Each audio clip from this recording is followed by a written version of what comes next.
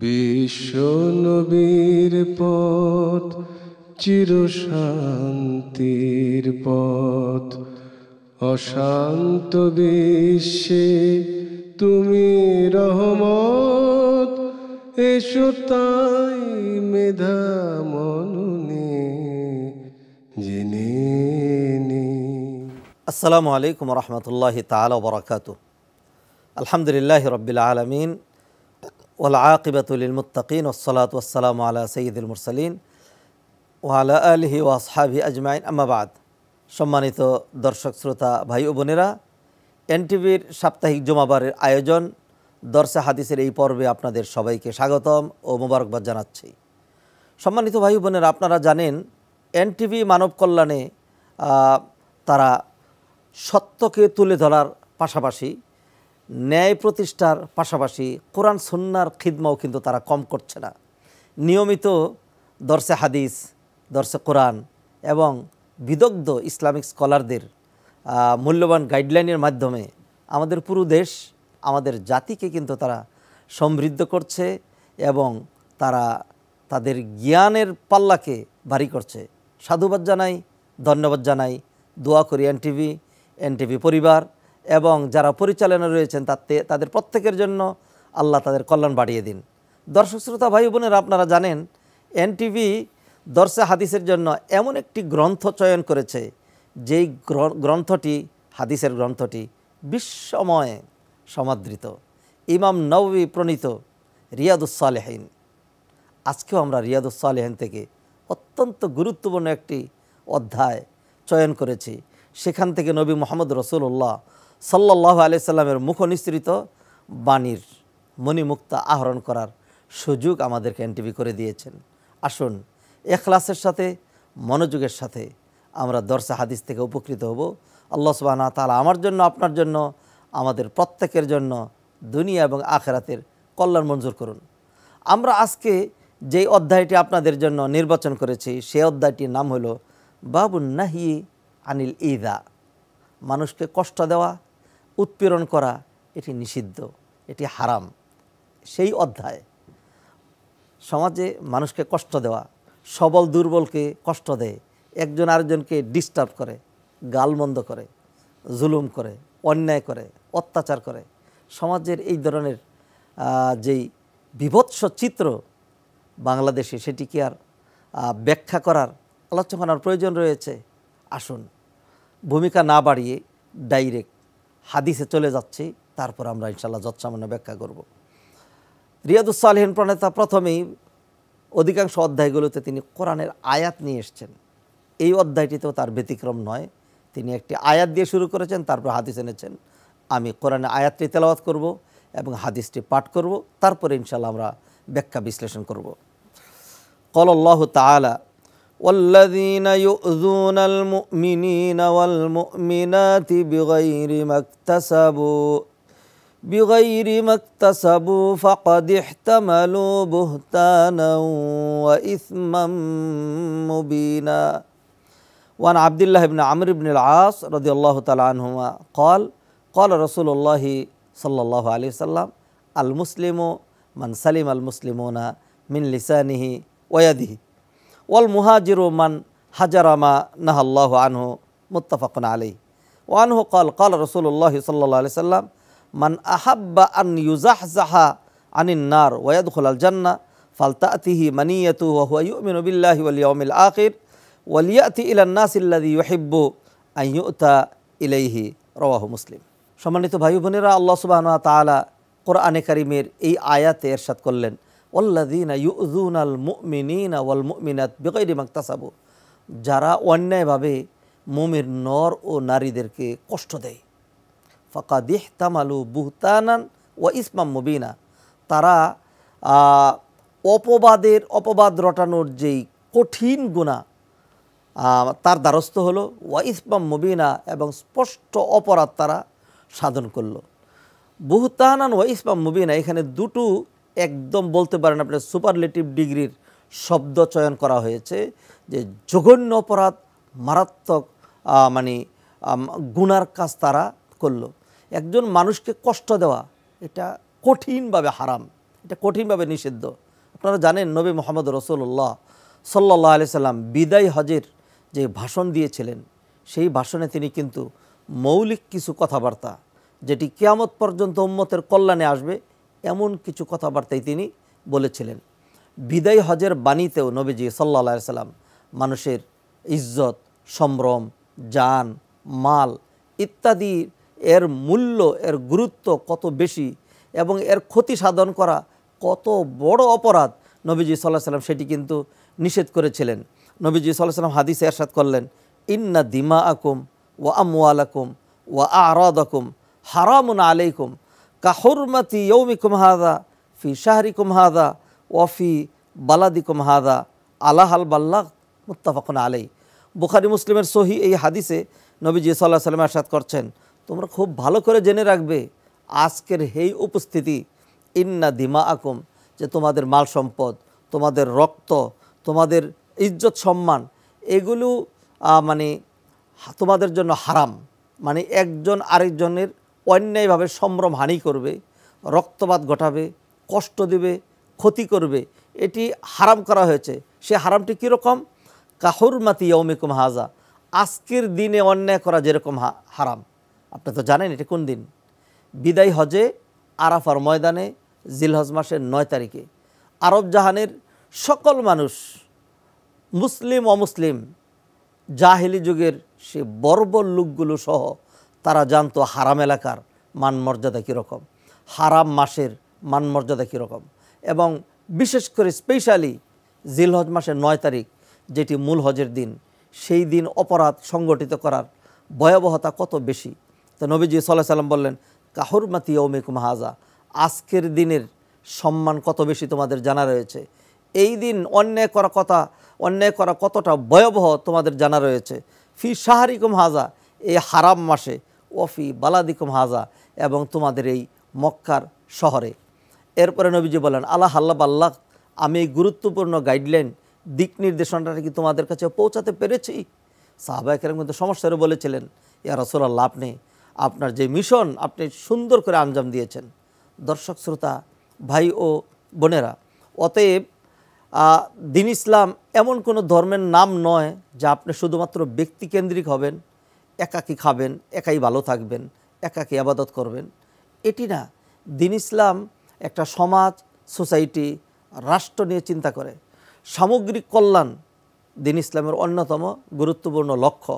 তো সেই জন্য সবল তার মতো দুর্বলের উপর জুলুম করতে থাকবে, আরেকজনের জায়গা, জমি, প্লট, ফ্ল্যাট জবরদখল করে জোর যার, মুল্লুক তার, এই ধরনের অন্যায় রাষ্ট্র কায়েম করবে। ইসলাম সেটি চান না। ইসলাম সবার জন্য, ইসলাম সবার স্বার্থ চিন্তা করে। তাই তো নবীজি সাল্লাল্লাহু আলাইহি ওয়াসাল্লাম হাদিসে ইরশাদ করলেন, আল মুসলিমু মান সালিম আল মুসলিমুনা মিন লিসানি ওয়া ইয়াদি, প্রকৃত মুসলিম সেই ব্যক্তি, মান সালিম আল মুসলিমুনা মিন লিসানি ওয়া ইয়াদিহি, যার জবান থেকে এবং হাত থেকে অন্যান্য মুসলমানরা নিরাপদে থাকে। অর্থাৎ যার জবানের অনিষ্ট এবং যার হাতের অনিষ্ট থেকে অন্যান্য মুসলমানরা নিরাপদে থাকে। দুটো বিষয়, একটা হলো জবানটা মানুষের ভাষা, গালমন্দ করা, জবান দিয়ে কাউকে কষ্ট দেওয়া, এটা অত্যন্ত জঘন্য। আমরা অনেক সময় খেয়াল করি না, যা খুশি তা বলে ফেলি। বিশেষ করে দেখবেন খুবই নিন্দনীয়, দেখতে শুনতে খুবই খারাপ লাগে, তারপরেও সমাজের বাস্তবতাটা এরকম। বন্ধু বান্ধব একসাথে চলছে, সমাজের মানুষ গালি ছাড়া কথাই বলছে না, কথায় কথায় হেত্তর, এরপরে অমুক, এইটা করি সেইটা করি, এরকম কথাবার্তা কিন্তু বলে ফেলছে। খুব সাবধান। মানুষের মুখ থেকে যেই শব্দটি বেরিয়ে গেল, এটি কি শেষ হয়ে গেল? না, শক্তিশালী ফেরেশতা সাথে সাথে এটা রেকর্ড করে ফেললো। এটির উপরে কিন্তু আপনাকে পাকড়াও করা হবে।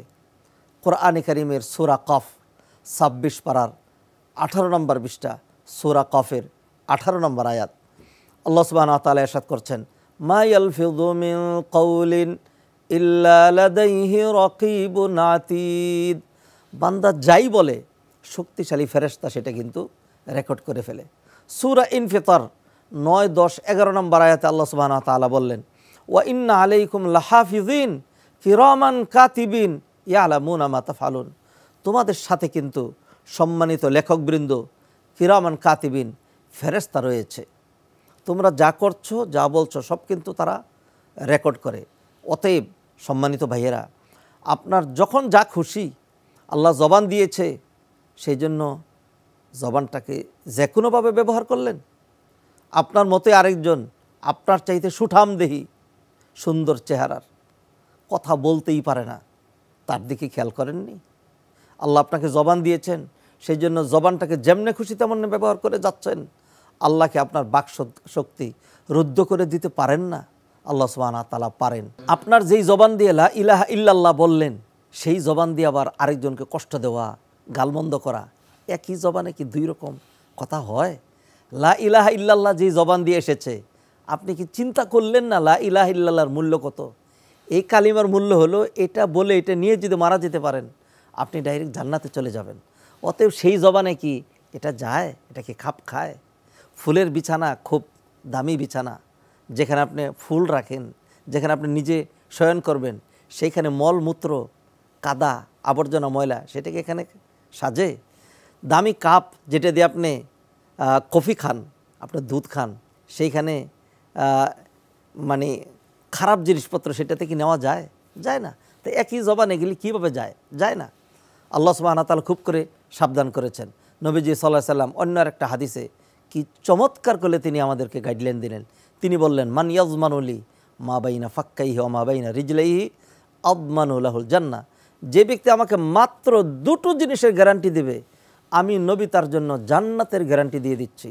মান ইয়াজমানুলি মা বাইনা ফাক্কাইহি, যে ব্যক্তি দুই চুয়াল মধ্যবর্তী অঙ্গ অর্থাৎ জবানের গ্যারান্টি দেবে, ওমা বাইনা রিজলাইহি, দুই পদযুগল মধ্যবর্তী অঙ্গ অর্থাৎ গুপ্তাঙ্গের, জবানের এবং গুপ্তাঙ্গের গ্যারান্টি দেবে, আমি নবী তার জন্য জান্নাতের জামিন হয়ে গেলাম, তার জন্য জান্নাতের গ্যারান্টি দিচ্ছি। সম্মানিত ভাই বোনেরা, জবানের ব্যবহার সাবধান। জবানের জন্য অধিকাংশ মানুষকে জাহান্নামে নিক্ষেপ করা হবে কথার কারণে। একটি ঘটনা আপনাদের সামনে তুলে ধরছি, মানুষকে কষ্ট দেওয়া কতটা ভয়ঙ্কর। নবীজি সাল্লাল্লাহু আলাইহি সাল্লামের সামনে দুইজন মহিলার আলোচনা আসলো। একজন মহিলা সে অনেক বেশি সলাত কায়েম করে, সলাত পড়ে, দান সদকা করে, পর্দা হিজাব করে, সব ভালো মতো করে, সব দিক দিয়ে ভালো। তো প্রতিটা মানুষের একটা খারাপ দিক থাকে না? এই মহিলার একটি খারাপ দিক, গাইরা আন্নাহা তুযি জিরানাহা বিলিসানিহা, শুধুমাত্র তার সমস্যা হলো সে জবান দরাজি করে তার প্রতিবেশিনী অন্যান্য যারা আছে চিৎকার করে, রাগারাগি করে, এইভাবে অন্যদেরকে তার জবানের মাধ্যমে কষ্ট দেয়। তাই ইসলাম যদি শুধুমাত্র ইবাদতের ধর্ম হতো, তাহলে নবীজি বলতেন সে জান্নাতি। নবীজি কি বললেন? নবীজি সাল্লাল্লাহু আলাইহি সাল্লাম বললেন, সে যতই সালাত, সিয়াম, হিজাব করুক না কেন, তার জবান যেহেতু ঠিক হয়নি, সে যেহেতু মানুষকে জবান দিয়ে কষ্ট দেয়, নবীজি বললেন হিয়া ফিন্নার, এই মহিলা জাহান্নামে যাবে। আরেক মহিলার আলোচনা করা হলো যে এই মহিলা এত দান সদকা তো করতে পারে না, আর এত বেশি নামাজও পড়ে না, অর্থাৎ তার মৌলিক আবাদতগুলো ঠিক রয়েছে, নফল এত বেশি আবাদত নাই, কিন্তু তার ব্যবহারটা অমায়িক, তার জবানটা অমায়িক, কখনো সে কাউকে কষ্ট দেয় না। নবীজি সাল্লাল্লাহু আলাইহি সাল্লাম বললেন হিয়া ফিল জান্নাহ, এই মহিলা জান্নাতে যাবে। দর্শক শ্রোতা, ভাই ও বোনেরা, অতএব আপনি যেন আত্মকেন্দ্রিক হয়েন না, শুধু নিজের কথা ভাইবেন না। মানুষকে কষ্ট দিলে, মানুষের উপর জুলুম করলে সর্বনাশ হয়ে যাবে। আপনার আমও যাবে, ছালাও যাবে, দুনিয়াও যাবে, আখিরাতও যাবে। আমি এখন যে কথাটি বললাম তার সপক্ষে নবীজির একটি হাদিস উল্লেখ করছি।